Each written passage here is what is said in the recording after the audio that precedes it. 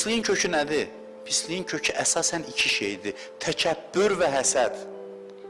Bütün pisliklərin ummul əmraz deyilir buna. Mərəz xəstəlikdir, əmraz cəmidir. Yəni xəstəliklər. Anadır. Ummul əmraz olur xəstəliklərin anası. 2 əsas. Tamahı da əlavə eləmək olsa 3 olur. Amma ən əsası təkəbbürdür və həsəd də elə ondan qardaşdır, bir-birinə yaxındılar. Bu təkəbbür və həsəd ki, bütün pisliklərin anasıdır. Bunu necə qazıyıb ürəkdən çıxardaq? Onun mexanizmi vilayətdir. Deyirsən, ləbbeyk Allahın vəlisinə.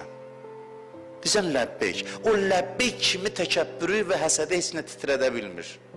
Onu ki, kökdən qazdı, çıxartdı, ondan sonra yaxşılıqlar başlayır çiçəklənməyə və pisliklər də tez bağışlanır. Çünki kökü dərin deyil. Adam günah deyir, günahdan günaha fərq var. Qiyamətdə araşdırılanda deyir, bu günahın kökü çox dərin deyildi. Üzdən nəfs aldatdı elədi. Ona görə tez bağışlanır. Şəfayətin mənası budur. Biz elə bilirik parçabazlıqdır orada da. Ələl-əssalam, kim mənim adamım idi, gəlsin cənnətə. Elə deyilik, göstəricidir bu. Yəni, bunu qəbul edibsə, bunun qəlbində dərin pislik yoxdur. Ona görə üzdən olan eybləri tez bağışlanır, günahları tez bağışlanır.